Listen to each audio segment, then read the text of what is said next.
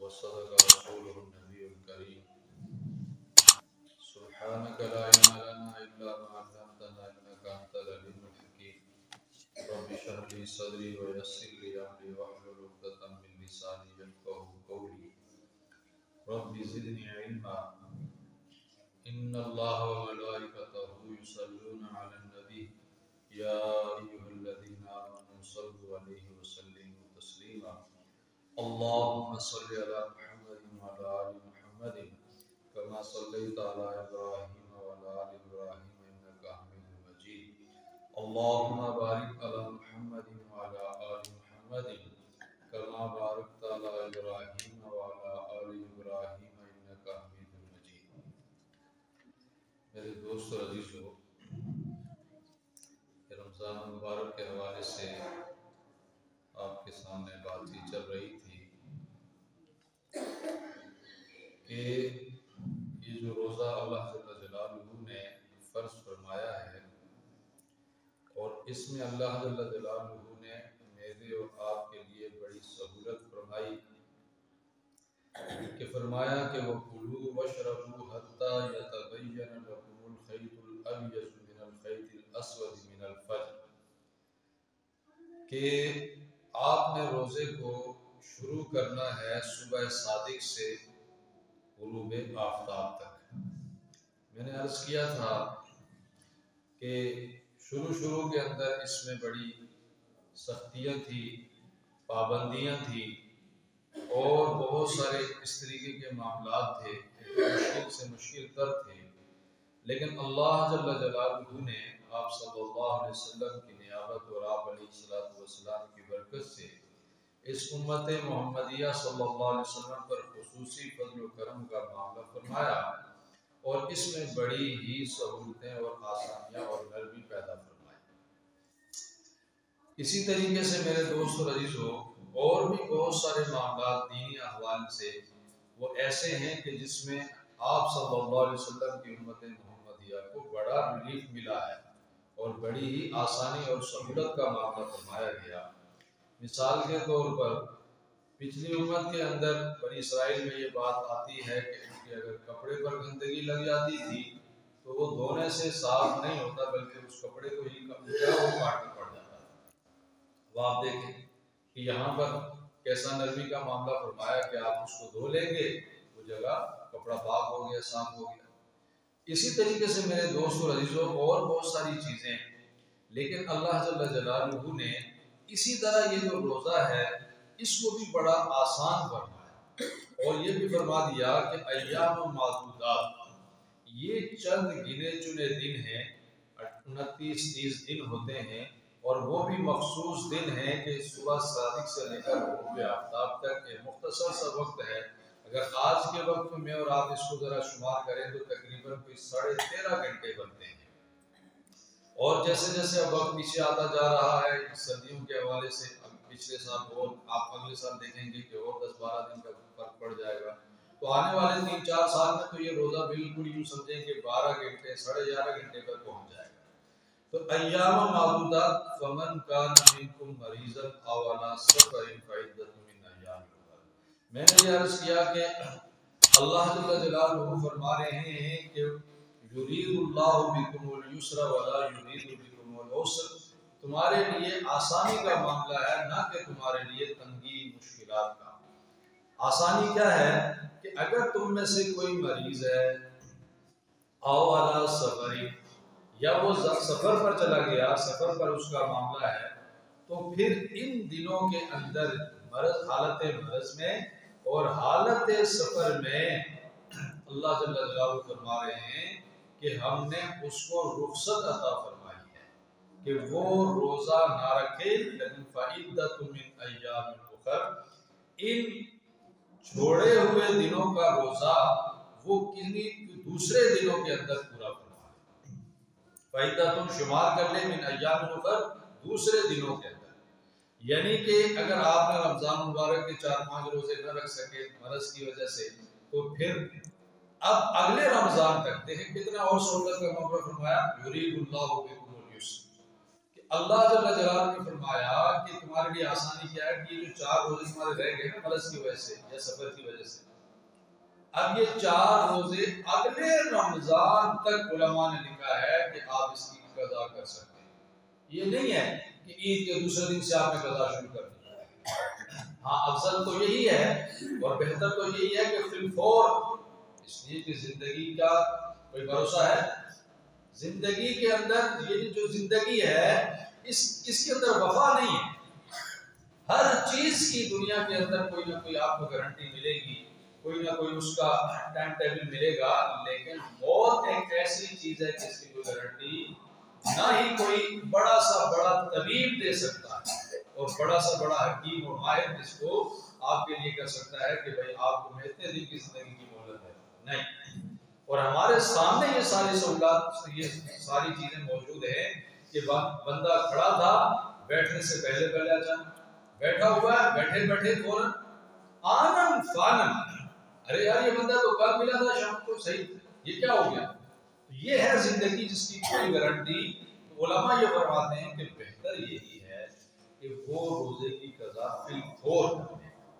اس لیے کہ اس کا اجر بہت زیادہ ہے، تو کہیں ایسا نہ ہو کہ یہ اس اجر عظیم سے محروم رہ جائے، تو فعدۃ من ایام اخر، اس لیے حالت سفر میں یا مرض کی وجہ سے اگر آپ کے روزے رہ گئے تو فی الفور ان کو پورا کر لو اور اسی گنتی کے ساتھ جتنے دن آپ کے روزے رہ گئے۔ اسی طرح وَعَلَى الَّذِينَ يُطِيقُونَهُ فِدْيَةٌ طَعَامُ مِسْكِينٍ، تم میں سے اگر کوئی آدمی ایسا ہے کہ وہ ایسے مرض کا شکار ہے کہ وہ مرض سے افاقہ ممکن نہیں ہے، طبیب نے بتلا دیا، مثال کے طور پہ جیسے گردوں کے مریض ہوتے ہیں ڈائلسس وغیرہ اس طریقے کے، کچھ اور شوگر پیشنٹ شدید، کچھ اور ایسے امراض ہیں جس کے اندر ان کو دوائی کی ضرورت ہوتی ہے گاہ بگاہ وقتاً بوقتاً، اب ایسے لوگ ظاہر ہے ان کے لیے اس مرض کے اندر روزہ رکھنا مشکل ہے، یہ معذور ہے اندر۔ اب ایسے لوگ یطیقونہ فدیۃ طعام مسکین، تو یہ پھر اس روزے کا فدیہ ادا کریں، روزے کا فدیہ ادا کریں گے، اور اس کا فدیہ یہی ہے جو کہ صدقۃ الفطر ہے۔ مثال کے طور پر اس دفعہ کا جو صدقۃ الفطر ہے وہ گندم کے اعتبار سے ہے، وہ 250 روپے ہے، اور اگر کوئی آدمی صاحب استطاعت اس کی اچھی ہے تو وہ جو کے اعتبار سے بھی دے سکتا ہے 450 روپے فی کس کے اعتبار سے، اور اگر کسی کو اللہ نے اور مال کی فراخی عطا فرمائی ہے تو وہ کشمش کے حوالے سے 2100 روپے کا بھی دے سکتا ہے، اور اگر کچھ اور اسی طریقے سے اس کو اللہ نے دیا ہے کھجور ہے 2100 روپے کی، اور کشمش کے حوالے سے وہ 250 روپے کی بھی، یہ 4 چیزیں احادیث میں موجود ہے فدیے کے طور پر۔ تو اول گندم، پھر دوسرے نمبر پر جو، تیسرے نمبر پر میں نے عرض کیا کھجور، اور چوتھے نمبر پر کشمش، یہ 4 چیزیں، ان میں سے جو بھی آپ کی استطاعت موجود ہے تو طعام مسکین، یہ فقراء و غرباء اور مساکین کو ایک روزے کا فدیہ ادا کر دے، تو اللہ جل جلالہ کے ہاں اس کا روزہ، یعنی یہ معذور ہونے کی وجہ سے روزہ نہیں رکھ سکا تو اس کا یہ فدیہ اللہ جل جلالہ کے ہاں اس روزے کا کفارہ بن جائے گا۔ لیکن دل کے اندر ندامت ہو، افسوس ہو، اور ایک حسرت ہو کہ کاش اللہ مجھے صحت دے دیتا، اور بلکہ علماء نے یہ لکھا ہے کہ اگر اللہ پاک نے آپ کو اس مرض سے صحت عطا فرما دی جس کی وجہ سے آپ روزہ نہ رکھ سکے اور اس کا آپ نے فدیہ دے دیا تھا، لیکن صحت مل گئی اللہ کی طرف سے، تو اب آپ اس روزے کی قضا کریں، اب قضا کرنا آپ کے ذمہ لازمی ہے۔ اب وہ جو فدیہ دیا ہوا تھا وہ آپ کا فدیہ نفل شمار ہوگا، صدقہ شمار ہوگا، وہ اللہ کے ہاں اجر کا باعث بنے گا، لیکن حکم یہ ہوگا آپ کے لیے کہ اب آپ اس روزے کی قضا کریں۔ اسی طریقے سے میرے دوست اور عزیزوں، وہ خواتین جن کے روزے رہ جاتے ہیں تو ان کے لیے بھی ضروری ہے کہ وہ ان روزوں کی قضا کریں گے، لازمی، لیکن ان کے لیے نماز کا جو حکم ہے وہ نماز کی قضا نہیں ہے، کہ ان کے دن ہوتے ہیں مخصوص، اگر ان کے وہ نمازیں رہ جاتی ہیں 6 7 8 10 دن تو ان دنوں کی نمازوں کی قضا نہیں، اس لیے کہ وہ بڑا حرج کا معاملہ ہے۔ میں نے عرض کیا کہ یرید اللہ بکم الیسر، اللہ آپ سے آسانی کا معاملہ چاہتے ہیں، تو آسانی یہی ہے ومن تطوع خیرا فهو خیر له۔ اللہ نے دیکھیں کیسے فرمایا، ہم نے آپ کو رخصت دے دی کہ آپ معذور ہیں، سفر میں ہیں اور مریض ہیں تو روزہ نہ، لیکن جہاز کا سفر ہے، سہولت کا ہے، بسیں ہیں بڑی اچھی آج کل، اور اسی طریقے کے سہولت والے آرام دہ سفر موجود ہیں، تو فمن تطوع خیر فهو خیر۔ اگر ان کے اندر کوئی آدمی خیر کا یعنی نفل معاملہ یہ کرتا ہے کہ وہ روزہ رکھتا ہے اور ثواب کی طرف زیادہ جاتا ہے تو وہ خیر اللہ، یہ اس کے لیے زیادہ ہے کہ وہ اچھا ہے، اس لیے کہ اللہ نے رخصت دی تھی، اس کے باوجود آپ عزیمت پر عمل کرتے ہیں اور اس کو پورا کرنے کی کوشش کرتے ہیں، وَأَن تَصُومُوا خَيْرٌ لَكُمْ إِن كُنتُمْ تَعْلَمُونَ۔ تو اگر تم روزہ رکھ لو گے تمہارے لیے اسی میں بہتری ہے، اگر تم اس بات کو جان لو کہ اس کے اندر اللہ نے تمہارے لیے رکھا کیا ہے۔ تو میرے دوست اور عزیزو، جیسے پہلے آپ سے عرض کیا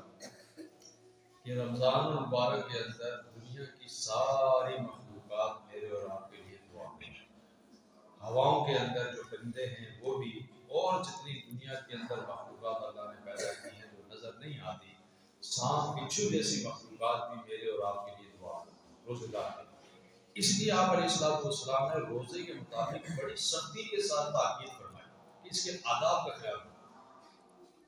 روزہ بھوکے پیاسے رہنے کا نام نہیں ہے، بلکہ سر سے لے کر پاؤں کے ناخن تک آپ کے تمام اعضاء کا روزہ ہے، بالخصوص اپنی آنکھ، اپنے کان اور اپنی زبان، اس کو آپ کنٹرول میں رکھیں۔ اس لیے آپ علیہ السلام نے فرمایا کہ جس نے اپنے روزے کو فحش گوئی سے، بد کلامی سے اور ان چیزوں سے بچا لیا، وہ روزے کا اعلیٰ درجے تک پہنچ گیا اور اس نے روزے کا اعلیٰ جو مقام ہے وہ حاصل کیا۔ اور کہیں دفعہ تلقین فرمائی کہ روزہ بعض اوقات اس طریقے کے معاملات پیدا کر دیتا ہے، آدمی کو غصہ آتا ہے، برداشت نہیں ہوتی کوئی بات، تو اس کے اندر تم صبر کر لو، صبر کا بدلہ کیا ہے؟ جنت ہے۔ تاکید فرمائی کہ صبر کیا ہے؟ صبر کرو گے تو صبر کے بدلے تمہیں جنت ملے گی۔ اس لیے میرے دوست اور عزیزو، اللہ جل جلالہ نے یہ ایام عطا فرمایا، اور دیکھیں کتنا اللہ نے کرم فرمایا کہ شروع دن کے اندر بارش ہو گئی اور یہ اب چوتھا پانچواں روزہ چل رہا ہے، کتنی اللہ نے گرمی کا معاملہ فرما دیا، موسم بھی اچھا ہو گیا، تو ہم اس کو خوب اہتمام کے ساتھ، میں نے جیسے عرض کیا کہ سب سے بڑی عبادت روزے کی کیا ہے بھائی؟ قرآن کی تلاوت۔ اسی طریقے سے لا الہ الا اللہ، استغفر اللہ، اسألک الجنہ واعوذ بک من النار، اسألک الجنۃ الفردوس،